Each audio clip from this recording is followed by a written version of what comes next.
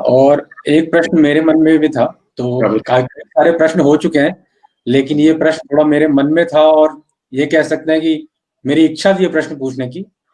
और ये प्रश्न था काशी के विकास की यात्रा के संबंध में, क्योंकि ये प्रधानमंत्री जी का क्षेत्र है और आप स्वयं विकास कार्यों पर लगातार नजर रखते हैं। तो मन में एक उत्सुकता भी थी कि 2014 के बाद क्या ऐसे बड़े बदलाव आए हैं काशी में, उसके बारे में अगर आप बताना चाहें तो। अच्छा है के पास संगठन के काम के थोड़ा सा अलग हट करके आपने बातें करी है।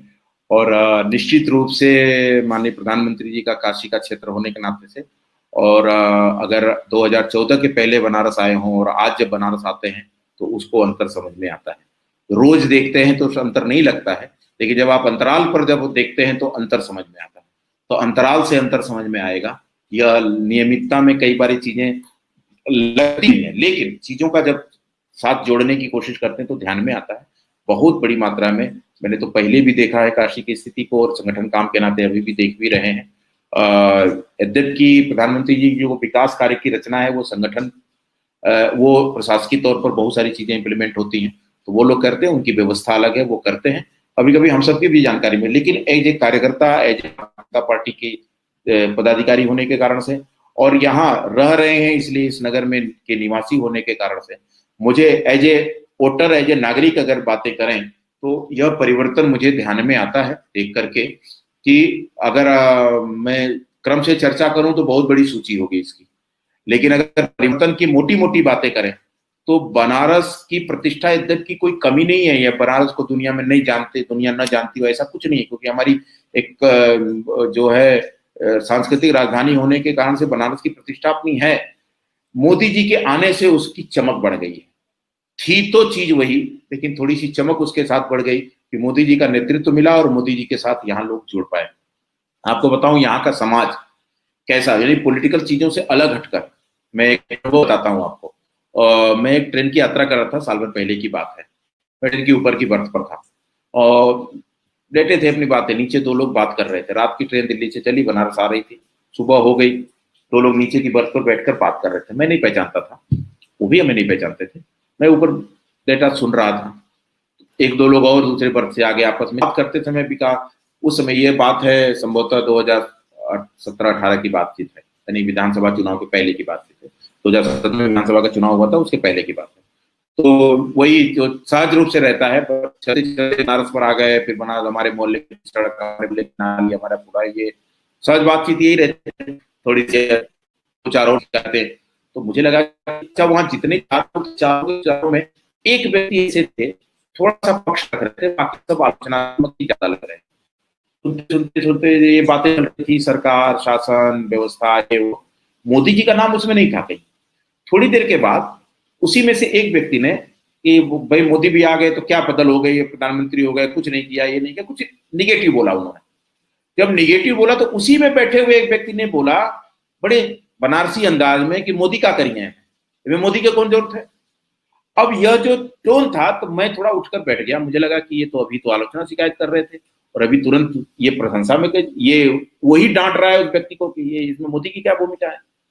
फिर थोड़ी देर में और भी बातें चली और एकदम से बात तीखी चली गई। एक व्यक्ति अकेला बचा, 3 पक्षधर हो गए, 4 में 3 मोदी जी की प्रशंसा में जुड़ गए। फिर नीचे आए, अभी सारी बातचीत हुई, बाकी हो गया, और अंत में जाकर उन लोगों का यही था कि मोदी हैं तो हम सबका स्वाभिमान है। मैं जब नीचे उतर आया, बैठा, फिर धीरे धीरे थोड़ा सा मैंने भी नजदीकी, जैसा होता है स्वभाव का, तो मेरी थोड़ी उत्सुकता भी बढ़ गई थी जानने की। बात से लग गया था कि ये बनारस के ही लोग हैं, तो जानने में कोई दिक्कत नहीं, अच्छा देखने से ठीक लग रहे थे। बाद में मैं उतरा तो पता चला एक प्रोफेसर साहब थे, एक बड़े साहित्यकार थे, एक यहाँ के डॉक्टर थे जो एम्स चले गए थे, पहले बीएचयू में थे, बाद में एम्स डॉक्टर हो गए थे। घर उनका यहाँ है, बनारस के रहने वाले लोग थे, आ रहे थे, संयोग से सब जुड़ गए थे वहां पर। तो मैं और उसमें ये जो बीएचयू के प्रोफेसर साहब थे और एक और लोग थे, ये दोनों कांग्रेस को बिलोंग करने वाले लोग थे बेसिकली। और ये दोनों भी जो थे वो भी, उसमें एक जो व्यक्ति थे डॉक्टर साहब, वो थोड़ा पॉजिटिव थे, तो उनके कारण ही फिर धीरे धीरे उन्होंने मोदी की प्रशंसा शुरू हो गई थी। यानी आलोचना से शुरू हुई, कठिनाइयों से शुरू हुई और मोदी की प्रशंसा पर जुट गए और व्याख्या शुरू कर दी।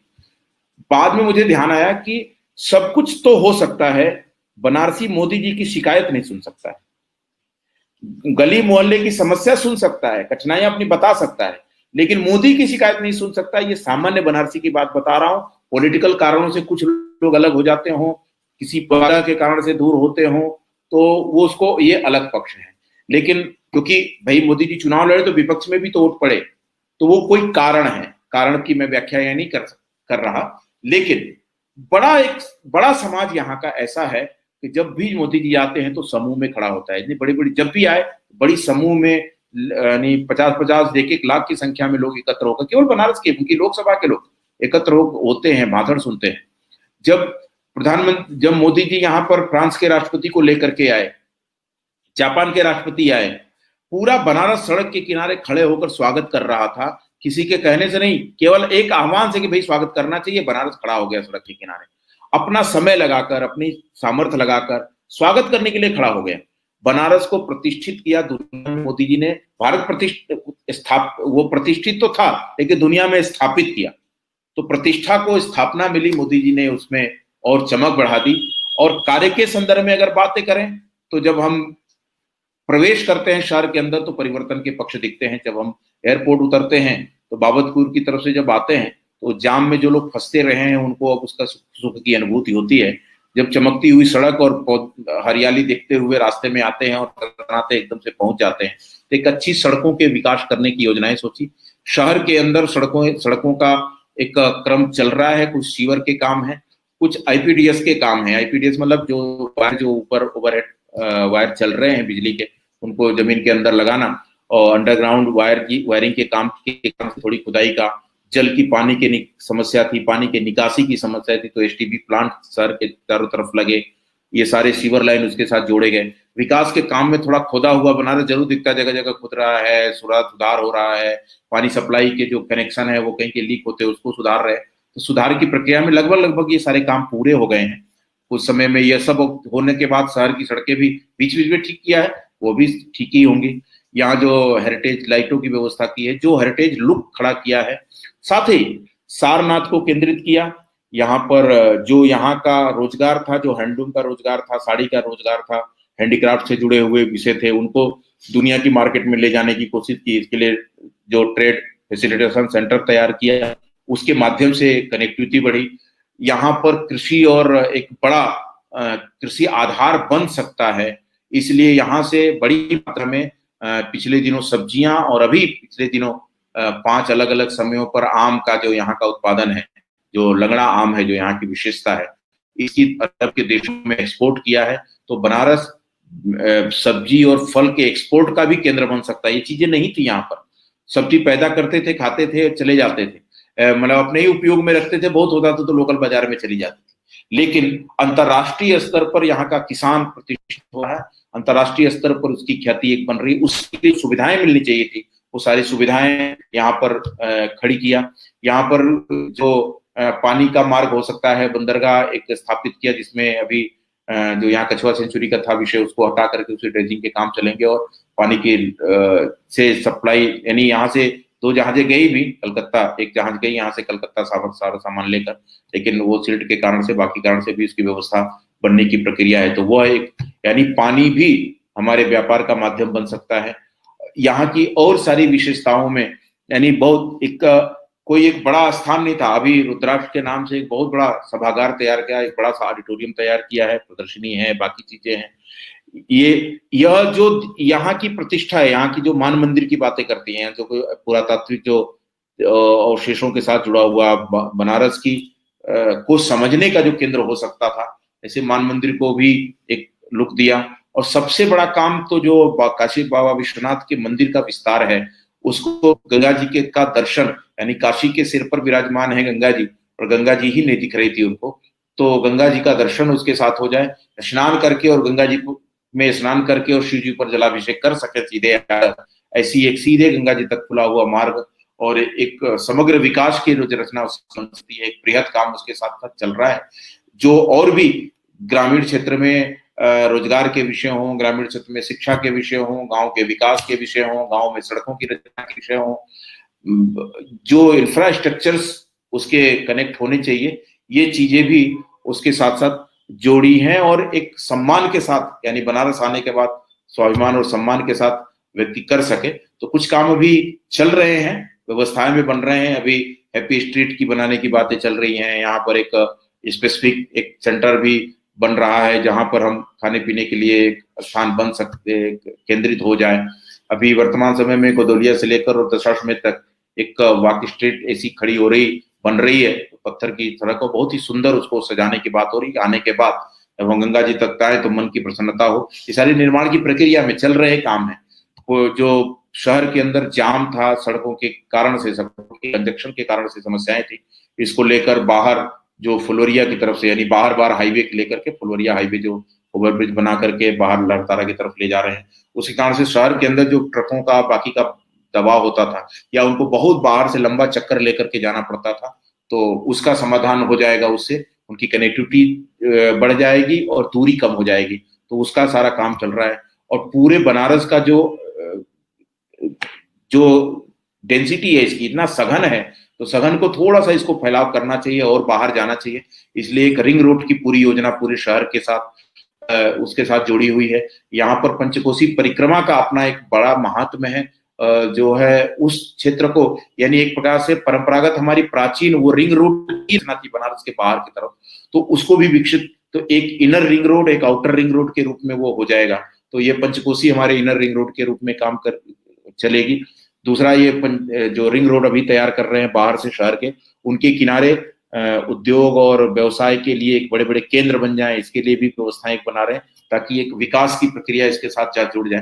तो सड़कों के किनारे किनारे एक बड़ी जमीन को उसके साथ जोड़ करके और इसे उद्योग और छोटे छोटे कामगारों के लिए वहां व्यवस्थाएं बन सकें, केवल नहीं तो उद्योग व्यापार के साथ भी जुड़े। यहाँ पर अंदर जो तीर्थ के स्थान काशी आता है, वह यहाँ का, ये बहुत सारी चीजें, ये जो यहाँ के विकास है, ये तो आवश्यकताएं हैं, तो यह उसके लिए ज्यादा महत्वपूर्ण नहीं। वो आता है, काशी विश्वनाथ जी घूमने आता है, दर्शन करने आता है, अथवा गंगा जी का घाट देखने आता है। तो घाटों की जो सुंदरता है, घाटों की जो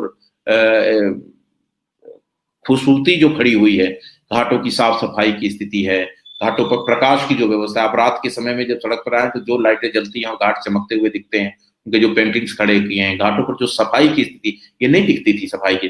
विदेशों के लोग आते थे, इतनी गंदगी रहा करती थी क्योंकि सफाई की कोई व्यवस्था नहीं थी।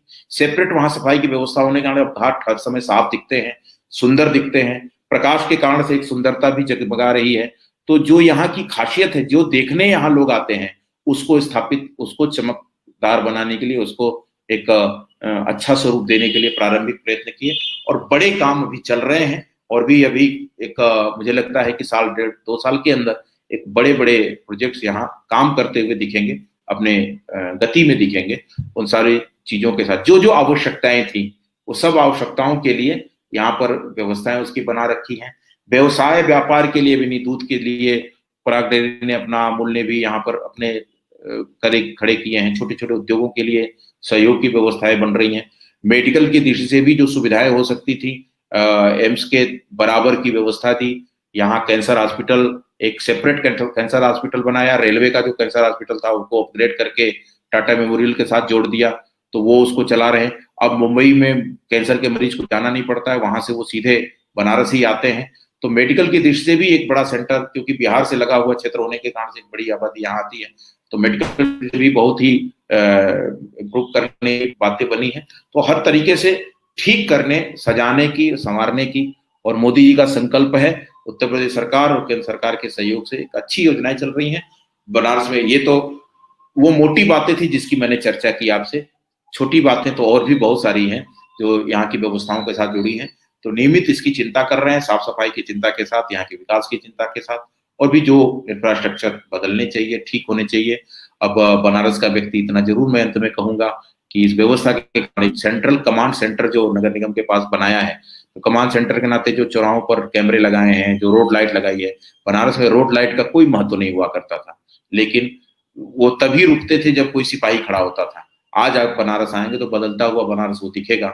मैं बड़ी बातों को तो बदलने की बातें नहीं कर रहा हूँ, लेकिन ये इतना जरूर कर सकता हूँ कि मोदी जी के कारण से बनारसियों का स्वभाव बदल गया है।